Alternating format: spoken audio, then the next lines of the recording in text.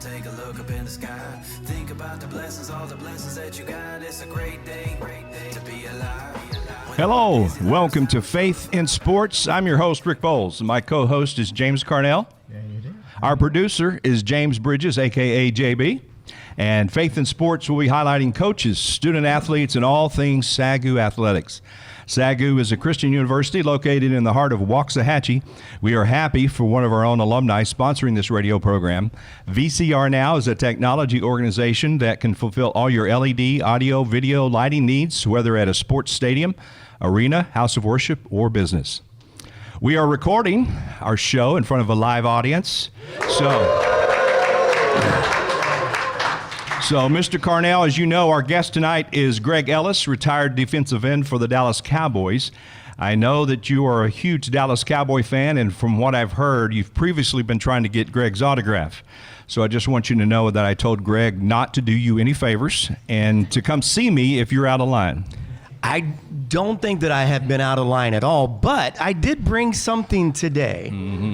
Coach Greg, this is from 2007. It's a medallion collection, and I think you are on there. Your picture's on here. And so I told Rick I wanted to have you sign this for me. So before we leave Greg, here don't today. don't feel obligated. I'm just saying. You cool. start this, and that it's is going to cool, continue. right? It's got everybody on there from 2017. Wow.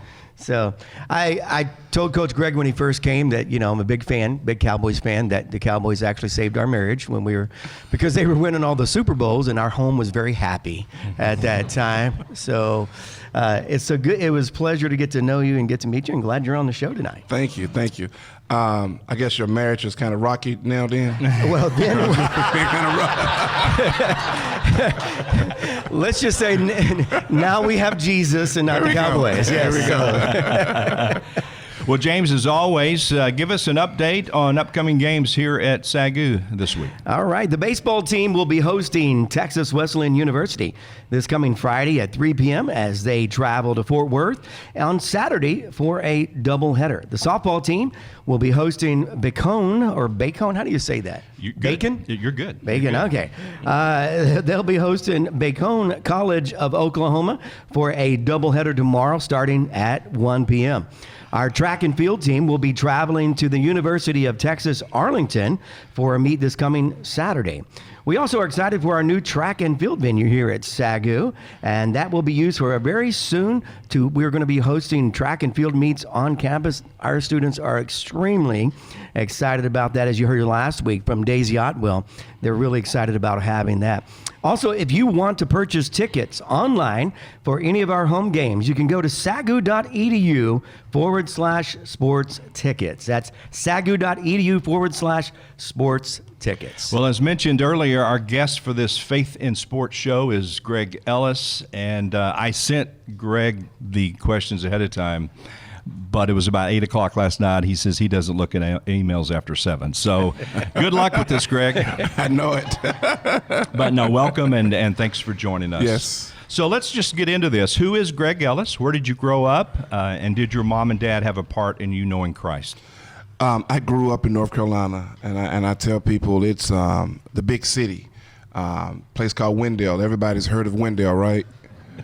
Yeah, it's just that big. No, I'm being facetious. It's a very small town that I grew up in.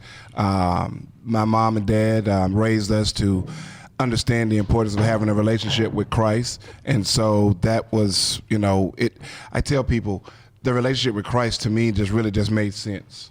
God just said, okay, you're going to know that this is important. And it's always been that way in my life.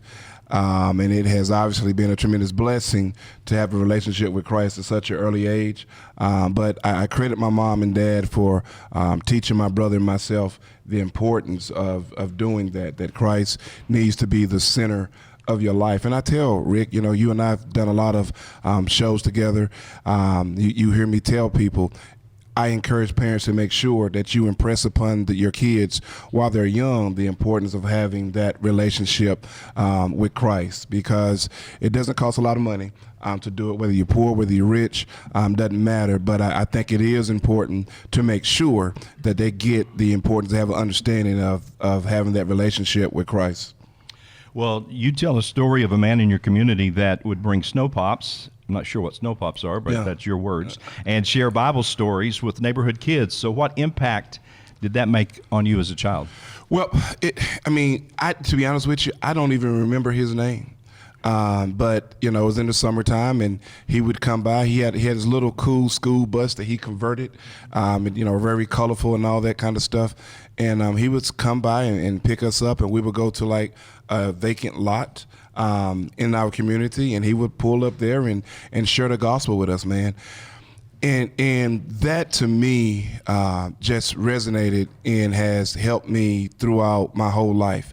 It has helped me to be able to go to the different stages that I'm blessed to be on and share that story, that concept, because again, it doesn't take a lot of money. And understanding, it's easy to believe or come to the conclusion that this population of people, this population of kid is not interested in the gospel. But we have to understand, we look at the big picture, God put a void in all of our hearts that only can be filled with the gospel, and everybody is hungry for it if presented the right way. And that man, through our community, presented it the right way. It wasn't anything complicated about it, wasn't any cameras around, it wasn't a big show. It was none of those things. But the lessons that he taught us, just, regular Bible stories that he shared with us, man, really poured a lot into my life and several other young people's lives as well.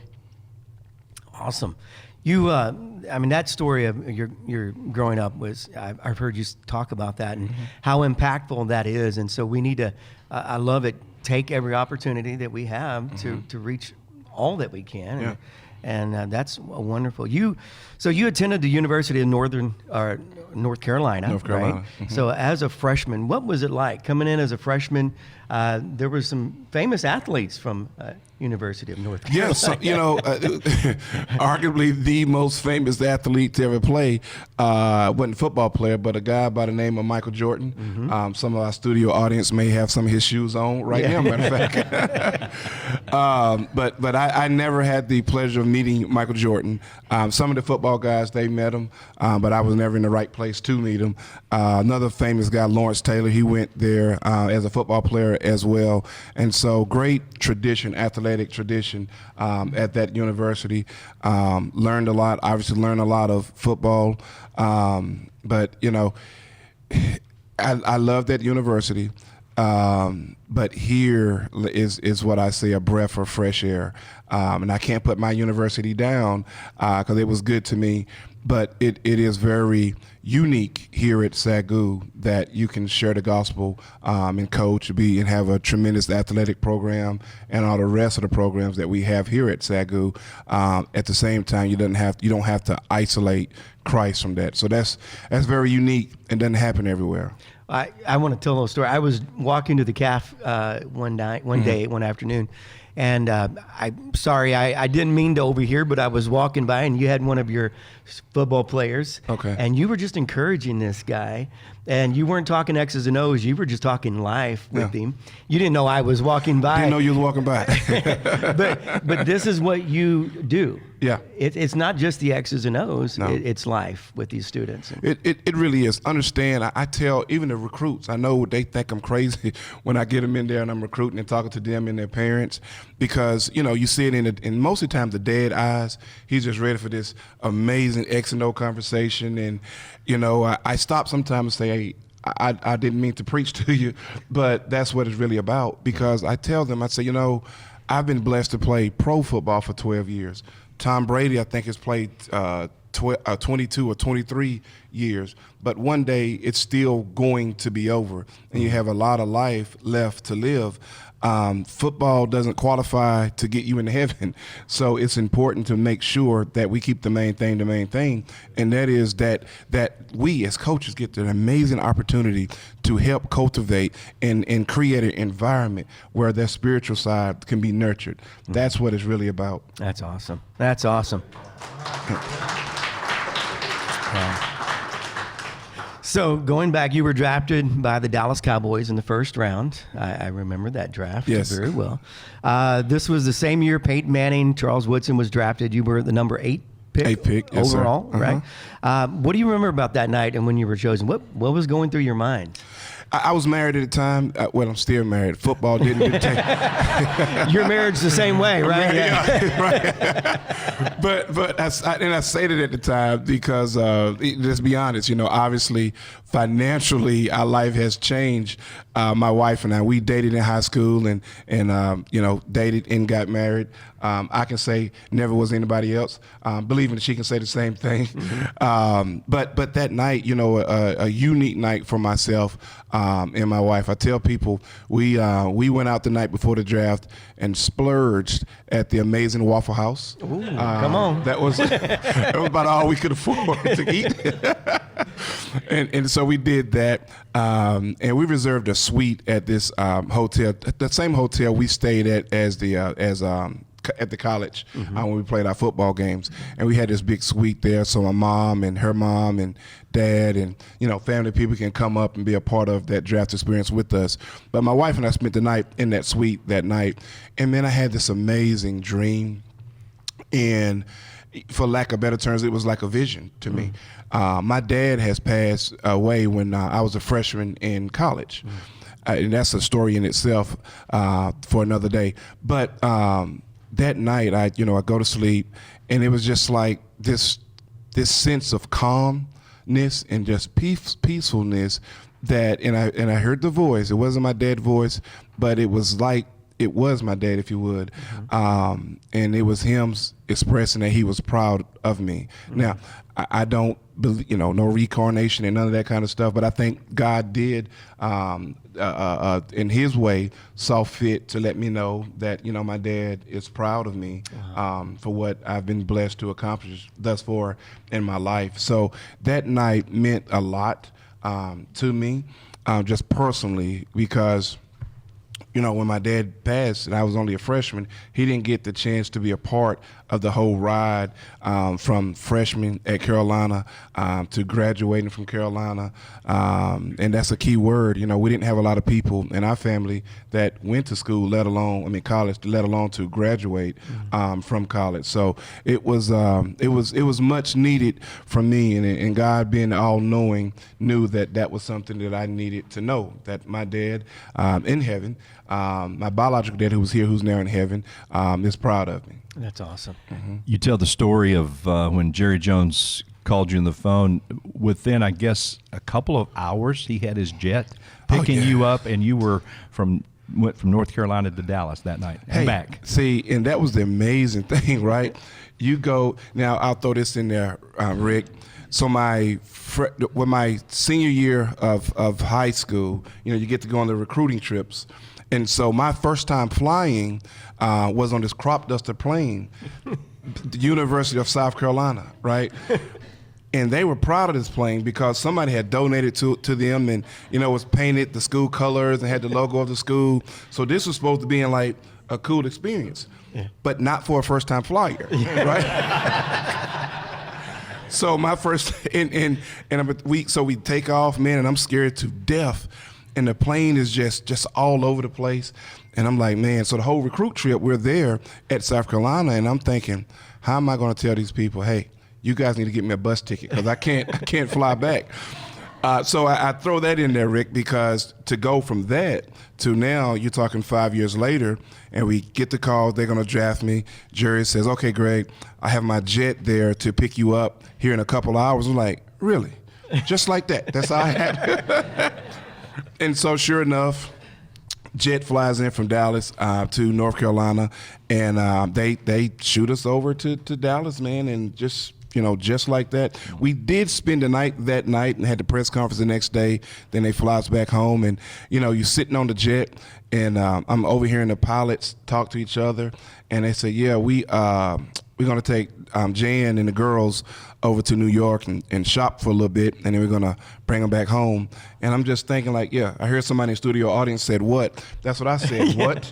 So instead of going down to the Galleria, do a little shopping, right, just driving down the street, they fly across the country to shop, and get back the same day. So, big difference in Wendell. And are you impressed? Are you impressed with SAGU's plane? No. Yeah, right. That's the prophetic speaking. We're going to get it. There we go. You had two really memorable events happen in your career that made many ESPN highlights. Walk us through those wonderful interceptions. Yeah, the intercept. One was the interception, one was a fumble, right? And now I play defensive end, and both of these years I was playing defensive end. For those who don't know, defensive end is a big guy. We're not designed to run 100 yards. Definitely not designed to run 100 yards fast. And so the first one, we were playing against Atlanta, and the quarterback, so I'm rushing the passer as I'm supposed to do, and the quarterback, I guess he got some pressure and kind of panicked and just threw the ball right to me, right? And so I couldn't drop it because it kind of hit me in the chest. So I'm forced to have to catch this ball. And I look down at the ball, I look up, see all this green grass. I'm like, okay, I'm going to have to run with this. Nobody is around that I can run into to say he tackled me. I'm going to have to run. And it was a long ways. Heart started beating. I was like, God, please don't let nobody get me. And so I take off galloping down the field, blessed, and I literally mean blessed to make it to the end zone. I get to the end zone, and I fall into the end zone. Everybody's trying to congratulate me, and I'm like, please move. I have to go get oxygen right now. So I'm over sitting on the bench, sucking up all the oxygen I can suck up. Hall of Fame guy, Troy Aikman, comes over to me, and he says, Greg, hey, man, congratulations. Now, this was the key part of what he says next that confused me, that I didn't know, were you complimenting me or was this a put down? What are you trying to do? And so he said, man, make sure you enjoy it because it'll never happen again in your career. And that's the part I'm like, okay, I'm a little confused by that one, but thank you anyway. And so the next game, the very next game, we're playing Arizona, and they're about to score. They're on our 2-yard line, about to punch it in. And so we tackle them. The ball comes out, and it's literally just sitting on the ground, right? Thank God blinded everybody. Nobody knew the ball was sitting on the ground, literally besides me. I don't even think the referees knew the ball was sitting on the ground. And it felt like an eternity for how long the ball was sitting on the ground. But I'm reduced to say once again, okay, I have a duty here. I got to go get the ball. But I'm going to fall on the ball because definitely not trying to run, this 98 yards. So I fall down on the ball. But still, in pro football, if you're on the ground on the ball, that's all they have to do is just touch you. They can even put their foot on you. You're counted down. So I'm thinking that's what's going to happen. I'm going to get on the ball, and everybody will say, hey, Greg, good job. You recovered the fumble. But I get on the ball. Nobody touched me. Guy by the name of Darren Woodson, who just missed the Hall of Fame this year, he runs over and pulls on my elbow. Get up. Nobody touched you. And I'm like, no, it's okay. It's okay, right? But you can literally see him on film pulling me to get up. And I was like, okay, man. So I get off the ground, and I look. It's like nobody still knows I have the ball. And so he pulls me so hard, I kind of spin around, and then I look up again. Now I see even more green grass versus the first time. And I'm like, yeah, this is not going to be good at all, at all. And I'm like, okay, here we go. Take off running. And finally some of my teammates recognize I have the ball, so they start running with me. They're jogging. I'm running with everything I got. And I've seen enough people run touchdowns, and they always kind of run angles to try to make sure people don't tackle them. So I knew enough to do that, kind of run sideline. And so I got close enough to the end zone. I take this real big angle and fall into the end zone. And then I'm tired because it's more yards. Yes. But my competitive nature didn't lead me to just go to the bench first. Competitive nature led me to do what first? Go find Troy Aikman. Yeah. Right? Now, and I am tired, but I do not go to the bench. They trying to give me the oxygen. I was like, no. So I find Troy. He's standing on the sideline, tap him on the shoulder. And he said, what's up? I said, I thought you said it wouldn't happen again. And then, of course, he busts out laughing. And then I make a mad dash for the oxygen tank. So that's my 2 highlights of the NFL. I love the fact that your first one was 87 yards, Yes. and your playing number in college was what? Was 87. And the last one was 98, and your playing number was? It was 98 with the Cowboys. Isn't that neat? That's just awesome. cool. That's awesome. Well, Coach, I love that story right there. And I can just hear John Madden describing these big guys aren't supposed to run that far, Exactly. and rumbling and all that kind of stuff. Hey, But, it's even worse because on the highlight deal, Chris Berman, I don't know if he still yeah. does it. Yeah. And, he does that. He's rumbling and stumbling and all that kind of stuff. Chris was almost like couldn't come up with enough words to keep talking. And he's dragging it out real long. He's like, eventually he's going to get there. But, yeah, so it was some comical moments. That's awesome. That's awesome. Well, we know winning is important. Where any competitor, any professional athlete, winning is important. We had a great season this past fall, great first season, winning record, all that. But what ultimately do you want to see your football players here at SAGU learn and discover while they're here? And maybe tie in your coaching style with that answer too. For me is for them to grow spiritually, to understand that the importance of having that relationship with Christ. Like I said, when we're recruiting kids and the parents, for me, I tell them it's the 3 things, right? It's that relationship with Christ, that's first. Your books, the school part of it, that's second. And then you got sports, obviously. And it's in that order. And so for me, it's for them to grow. Our guys come here, they're already saved, to be honest with you. But I want them to grow. And I am so blessed with this moment in my life that God has hand-selected me to have a big part of that role. I couldn't think of a better thing to do. I tell people, you don't know how much impact you have on people's lives. And sometimes you won't know until you get to heaven, I personally believe. But for me right now, at this point in my life, I get the chance to pour into 100+ guys each and every day. It couldn't be anything better than doing that. And plus, I enjoy football. So it is just great. But for them to have that spiritual growth, that's what it's about. And for them to walk into their God-gifted calling, couldn't think of anything better to do, man. That's awesome. Yep.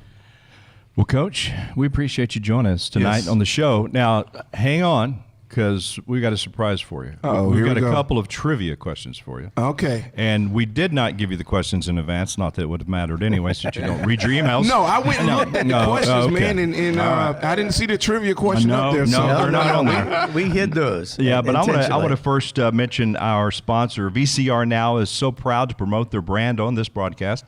Driven by producing quality LED video boards, state-of-the-art audio and video production systems at affordable prices, VCR Now makes sure to listen to your needs as an athletic department, business, or church before recommending the next steps.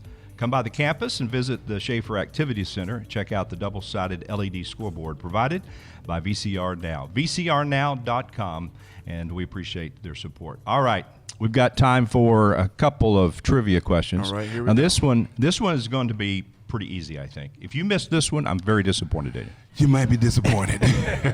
Which Dallas Cowboy, a quarterback, was inducted into the Pro Hall of Fame in 2006? Troy. Troy Aikman. Very good. Very good. All right. There we go. That was a little softball. You should toss stop right while we're here right now. You got good time to stop. We're impressed. The Dallas Cowboys were founded in what year? I'll give you 4. 1960, 1961, 60. 1959, or 62. Very good. You didn't need all all right. Yeah, good job. So Clint Murchison Jr. and Bedford Wynn were granted the franchise January 28th, 1960, and they turned a lowly expansion team into one of the most successful franchises in the NFL. All right, here's a little tougher one. Now, this is going to be a little challenging. Who threw a touchdown pass to Golden Richards in Super Bowl 12 against Denver Broncos? All right, who threw a touchdown pass to Golden Richards in Super Bowl 12? Roger Staubach, Craig Morton, Robert Newhouse, or Tony Hill?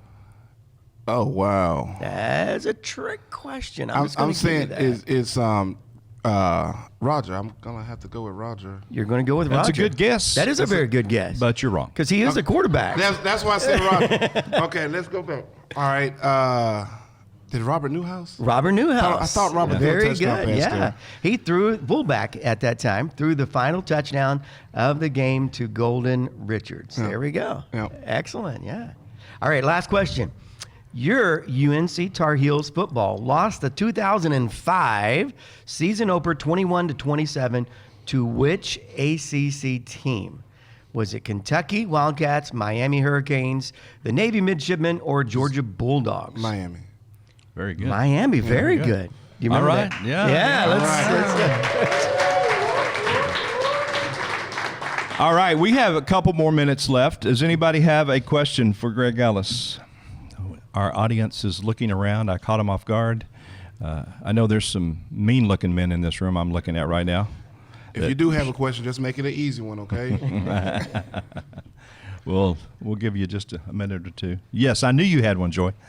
Make it easy. All right, so the question is, what is the toughest game you played? Toughest game I played. Wow, had some tough ones. You know what? The most toughest and probably most popular game is it's called the pickle juice game. Anybody know who that was against? Jason is thinking. It's Philadelphia. Okay. Philadelphia Eagles. That was. It was not a good game for the Dallas Cowboys at all. And it was extremely hot. It was home game at our stadium. And so they were drinking pickle juice. And they say pickle juice is supposed to help prevent cramping and things like that. A lot of people didn't know that. So kudos to their trainers because the pickle juice game worked. And so when I get kids coming in and they tell me they drink pickle juice, and even some of my guys drink pickle juice at halftime to help with cramping, I go and I give them that little history and say, you know what, your coach was can't really say it was a blessing to be a part of that game because I was on the wrong end of it, but it was interesting to be a part of a game that's known as the pickle juice game, and still carries on today from guys drinking pickle juice. But yeah, that was tough because we got destroyed. That's good. One more question. Somebody have a question? So you talk about like spirit, like God and gospel and all that. How did football, like, did it teach you any lessons about God or the gospel, or how do you use football to teach the gospel or lessons of life? All right, so how do you use football or the NFL, your experiences, to help share the gospel? This is not in the Bible, but I feel like God created football for life lessons, if you would, because life sometimes can be tough, right? Sometimes it seems like the chips are stacked against you. That's what football is when you think about it, right? You have to come together as a team in order to put your best foot forward to give yourself a chance to be successful. Same thing spiritually. Building the church, anything you want to do. When I'm recruiting our guys, I give them an example about sowing and reaping. There's so many examples that I found in football that relates to that relationship with Christ that are biblically based, right? I tell guys, okay, you say you want to be a better football player. Well, you got to sow into yourself now, right? The off season, you're sowing in the weight room, studying your plays, learning all your stuff, right? That's sowing and reaping. And if you sow, you will reap. I tell them that's a godly rule, right? And so it's lesson after lesson after lesson when you're talking about how does football relate to the gospel and leading people to Christ and helping them grow spiritually as well. So there's so many different opportunities to share the gospel with kids through the use of football. Thanks, Coach. And thanks to our audience for being here. They've been a great audience.